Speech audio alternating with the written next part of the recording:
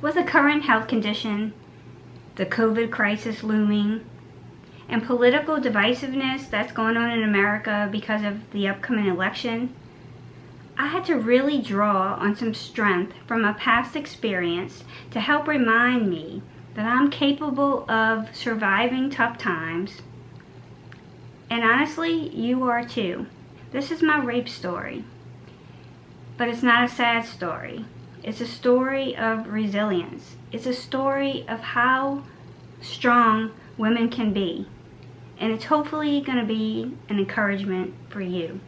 This sounds like something you might be interested in. Stick around. We're about to get right into it.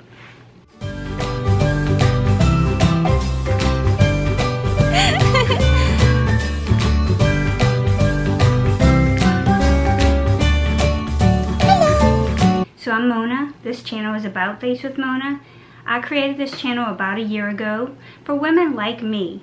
Women who are your average women. We're not perfect. We're flawed.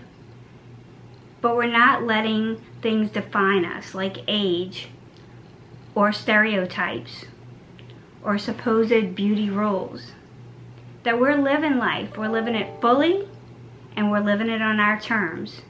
And if this sounds like something that you're interested in, consider subscribing to my channel. I'd really like to have you join my family, where we, as real women, everyday women, join together to tackle and talk about problems that we all face and how we can get through them together, and that we can share each of our own experiences, feedback, and tips so that maybe some of us can have an easier time of certain things. Today we're talking about rape. We're talking about a pretty serious topic. What happened and how I got through it. Now I'm going to tell you about the story, and I'm going to tell you what happened. And although this is a happy story, and this is a story to remind you that you are stronger than you know, and that despite the craziness in the world right now, we will get past this to happier times. I do want to be honest and say that when you go through a tough experience, it does leave its scars, and it's not without some repercussions.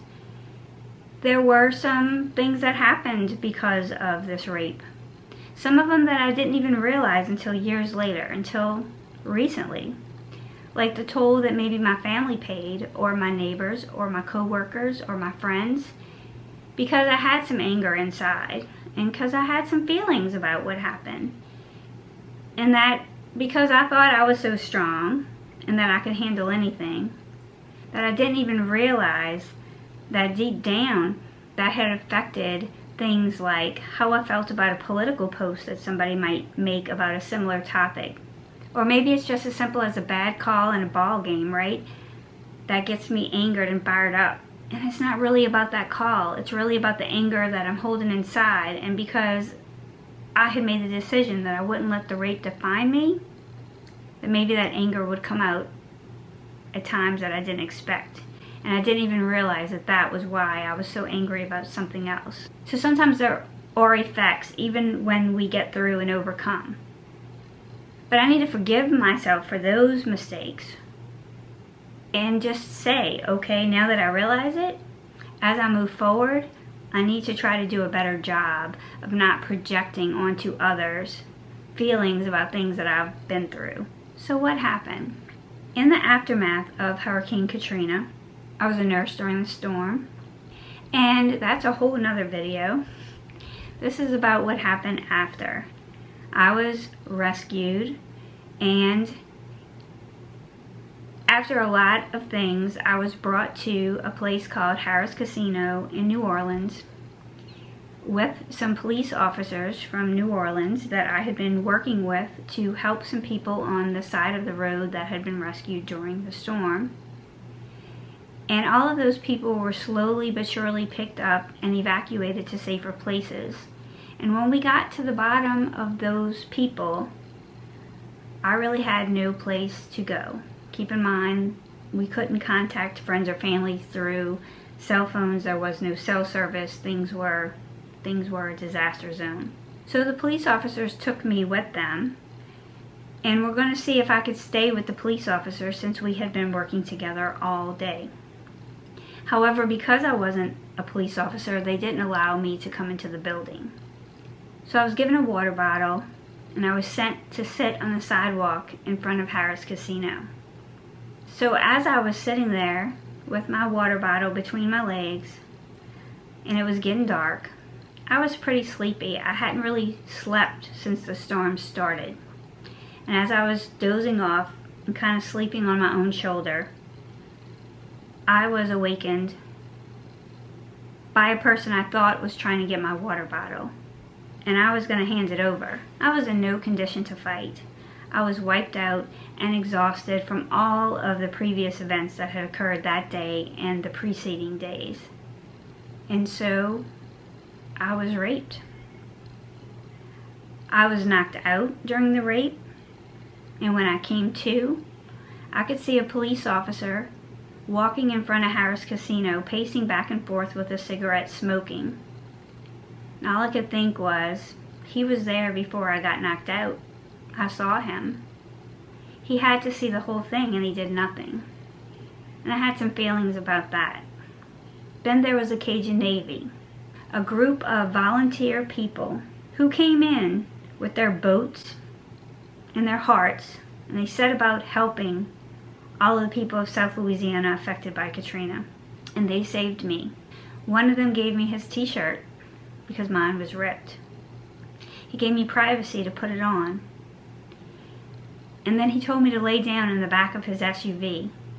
They were trying to get gas to continue rescues, but there was really no available gas left in that part of town. He was concerned about my safety. I will never forget his kindness. He couldn't have been much older than my boys are now. And he said, "I'm so sorry, but I'm going to help you. I'm going to get you back to my wife, a doctor, and then we'll get you back to your family."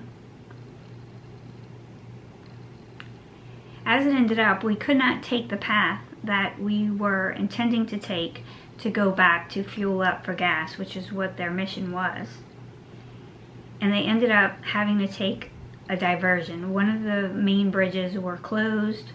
There were fires all over. Things were just dark and eerie and different. And so I look up and I realize that I'm very close to my own home. It's hard to tell at first because it was very dark and because nothing looked like it does on the normal everyday situation. So I begged them to let me out and that I was going to walk the rest of the way home.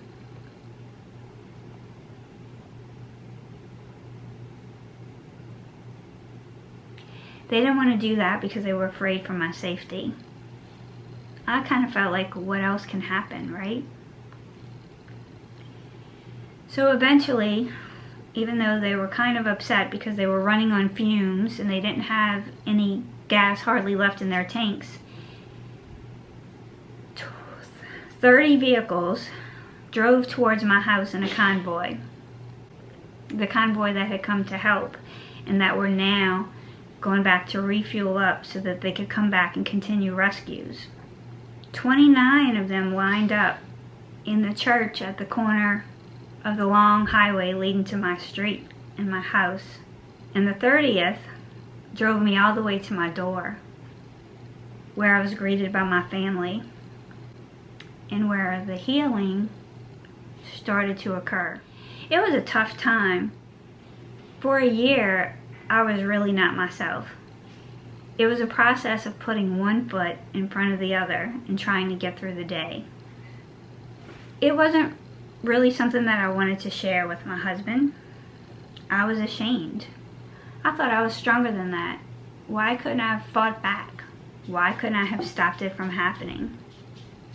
Looking back now, I know that I hadn't slept in days. I hadn't eaten in days.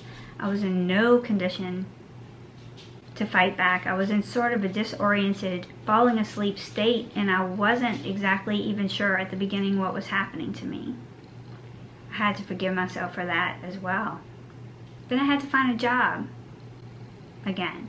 Because usually when you're in the health care field, you have no problems getting a job. But after Hurricane Katrina, a lot of the medical facilities were shut down due to the storm, and there weren't any places hiring at that moment.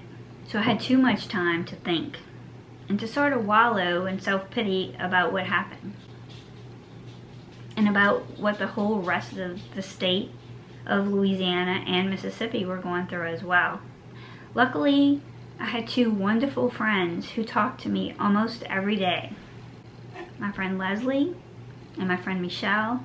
If it hadn't been for them, I might not still be here today. I didn't think I could get through it. I didn't think I could go on.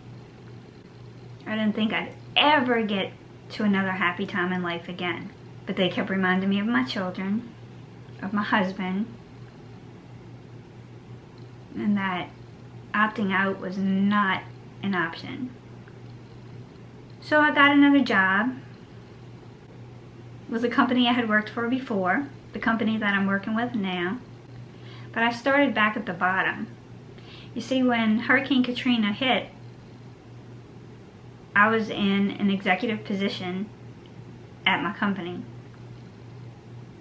And after my ordeal, mentally I was just in no shape to take on that kind of responsibility. So I started back down at the bottom of the totem pole. Loss of salary, complete loss of salary for several months.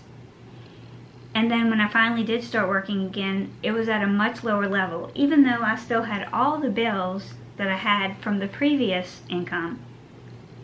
It was rough. I'd walk the halls of this house and be so thankful to have it and wondering if I was still going to be able to have it tomorrow. Then over time, with the help of those friends and with my faith, which is so strong and has never wavered, I kept putting one foot in front of the other, and I kept rising back up in my company and in my positions to the point that I'm at now, 15 years later, a little higher than I was back then. And so while it was a difficult situation, and it did knock me down. It knocked me down pretty far. So far that I'd wake up in the middle of the night sometimes and I would just be back there, right in that moment or in that place with the smells and the sounds and the experiences of it. And I would wake my husband up even though he had to be to work bright and early the next morning. You know, he didn't know how to help me. All he could do was love me. It's all anybody could do. And because I wanted to be strong, I never did get help for that. It's something that had to work its way through over time. Forgiving myself for allowing it to happen, recognizing the way that it changed me even when I thought that I was being tough, even when I thought that I was a survivor, even when I thought I had that. I got raped. I went through Hurricane Katrina. I handled it, and I'm okay. And I was. But like I mentioned earlier, it wasn't without some side effects. I think I had a lot of anger deep inside, and even though I wasn't even always recognizing where that anger was coming from, it would come out. And it still comes out today. And I think that recently, having some anger about the condition with my arm and my shoulder and the fact that it's still not healed, that 3 months after breaking it, that bone has not healed, and that I still don't have range of motion in it, and that I can't do the things that I want to do. And COVID looks like it might be rearing its ugly head again, and there's division about that, and there's division about the presidential election in America, and that people who love each other, who truly love each other, are a little bit at each other's throats over differences and opinions. And it really had me feeling depressed and lashing out And realizing that some of that anger might be left over from this situation that I dealt with a long time ago too. And saying, we are strong enough to get through it no matter what happens. COVID, rape, political divisiveness. That expression, this too shall pass, is really true. And it gives me hope to see how far I've come since that day 15 years ago. And to know that one day I'll look back at this and it'll be over and I'll be in a different place. But not to waste the time as we're going through, but to stop and find the happiness and the moments that are still good, because there are plenty of them, and not to let a situation or an occasion or an election steal our peace or our joy or make us come at each other. We are not each other's enemies. We need to stand together and help each other to get through, not tear each other down. And that we all probably have times in our lives where we've been beaten down pretty bad, and that we have gotten back up, and that we have overcome the situation, and we have gotten through it, and we have survived it, and we have come out stronger on the other side. It may not all be someone who's gone through rape. It may be a different type of situation, some much worse than a rape or a health condition. But that we can draw from that experience and that strength and that memory of how we overcame it and what we did to overcome it, to help give us the tools and the strength and the courage and the hope to know that we can get through this too.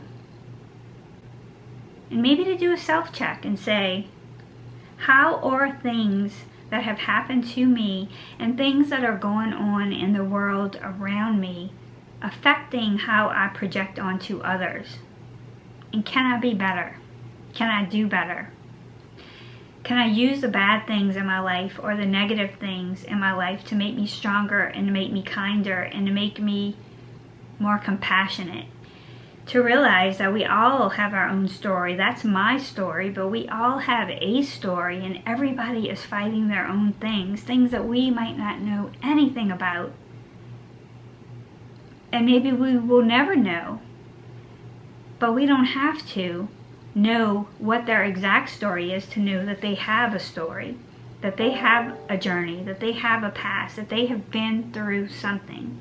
Maybe we can open our hearts, and we can open our arms, and we can open our minds to be more understanding. And try to understand that maybe when somebody comes at something a certain way that we don't understand, that maybe it's because of something that they've been through in the past. Because of my rape. Because of being sexually assaulted and having that taken from me without my permission. When I hear somebody talking about taken that from somebody else without their permission, it makes me feel a certain way, and it causes me to react a certain way. That's my story. Maybe if people understood that, they wouldn't hold that against me. Maybe if I would be open to knowing that they probably have a story too, which is influencing the way they feel about it, maybe in an opposite way, that I could be more understanding. I just think that love and kindness is always the answer, and that it's never anything else. And that if we are not using love and kindness to help our neighbor, our friends, other women, then we're missing out on an opportunity to make the world a better place. I'm not in a soapbox or in any position to lecture you about perfection or about being perfect, because I am so flawed and I've made so many mistakes. There are so many times I have not made the right decision about something. But every day I get back up and I try again. And that's all we can ask of any of us, right? So I'm asking you. I'm asking you to dig deep, to remember how strong you are, to maybe think of something that you've been through, like what I went through, or something different, and how you overcame it. What tools did you use to overcome that? I used my faith, my reliance on God, and maybe sometimes when something is not causing you to feel this low, then we forget and we don't go to Him. And when we start feeling down again, then we go back. And so sometimes He may allow something to happen to us to bring us back to Him, but it's all for the greater good and His glory and for a better outcome. And the other thing that I relied on is friendships.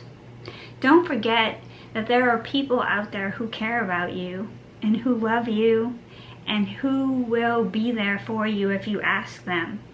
Sometimes they can't read your mind. You may think, I have nobody or nobody's here. But we can't expect people to know automatically what we're going through. Sometimes we have to be strong enough to ask for help. And we have to be honest and open. And that makes us vulnerable, right? Vulnerable to say, I'm not okay. I need some help. And when we do that, you'd be surprised at how many people are willing to step up and give us that. And if it weren't for Leslie and Michele, the love of my husband, my parents, and my kids, and some amazing neighbors too, by the way. My neighbor Kelly, my neighbor Wendy, they were really here for me during that time. I don't even know if they knew the full story. They just knew that I wasn't okay. I want my channel to be for women, to empower us, to make us strong, but most of all to support each other. Whether it's through makeup tips, whether it's through hair tips, whether it's through sharing things that we found that we love and that make us feel better about ourselves. Because when we feel better about ourselves, when I feel like I look my best, right? I feel like my hair looks good, I feel like my makeup looks good, I feel like my outfit looks good, then I'm more confident to be vulnerable, to come out, to share myself with the world. When I'm not confident, like right now I do have this little gray streak because I am flawed, because I am not perfect. I have not had my hair done since COVID. I had finally had an appointment to get that done, and unfortunately, guess what? My hairdresser got COVID, which of course, was not controllable. And so getting it fixed is delayed a little bit again. But we have a love for one another that's bigger than any judgment that we give one another. So when I put myself out here on this platform, it's to unite us as a sisterhood, not to come at you like I'm perfect and I know everything and let me show you this makeup and how wonderful it is and let me show you how, this mascara is, when you're looking at me and you're saying, lady, who are you telling me? You don't even look that good. It's not about perfection on the outside. It's about feeling as pretty as we can, or as good about ourselves as we can. Because when we feel confident, we do more good for the world. Because when I'm not confident, then I'm inside, right? I'm withdrawn inside my little world, and I'm not shining my light to help others. I'm not even noticing what's going on with my fellow women, my neighbors, my friends, my relatives, because I'm not in a good place myself. And in order for us to help others, we have to be in a good place for ourselves. And am I saying that that means that you have to wear makeup to be good? No. But for some of us, when we put on our face, when we do our hair, we feel better about ourselves, and then we in turn feel more confident getting out. And when we're out in the world, we are more available to see and recognize when somebody else needs us and to help those people. I hope that sharing my story did some kind of good. like I said, I know this is not my typical video, and some of you may have already clicked off. But if you're still here, just know that I believe in you. I believe in us. I believe in the power of strong, kind, caring women. I believe in opening up and telling the truth, asking for help when we need it, and helping others when we're strong. I hope you stay on this channel. I hope you come back. I'm going to continue to do reviews and talk about makeup. I have some new stuff coming up. But we're going to talk about other things too. Sometimes they might be chatty, get ready with me's, where we talk about some new products. But I really want this channel to be about empowering women. To help us, anybody watching this channel, be a little bit better for having been here. And I encourage you not just to be here in silence, although if you are, that's okay too. But please comment. Let's talk in the comments. That's where the magic happens. That's where we learn from each other. That's where we support each other, where it's sharing our love for our product or telling each other about something good that we've discovered that we love that makes us feel more confident, or whether it's sharing a truth or a story or a vulnerability. We're talking about women problems or menopause or hormones or men or our kids or children, adult children, and struggles that we're going through, whether it's work or life or home, whatever it is. Let's support each other through it. I hope to hear from you in the comments and hear what you feel about this video. Maybe I shouldn't have posted it. I don't know. I did get my family's permission before I did so. I made sure that they were all comfortable with me telling my story. I'm going to stop telling my story now. I thank you for spending time with me. Let's go out and support each other today. Let's go out and show some kindness today. Let's go out and do our part to make our fellow women a little bit stronger, feel a little bit more loved, and make the world a better place. Go out and live like Mel.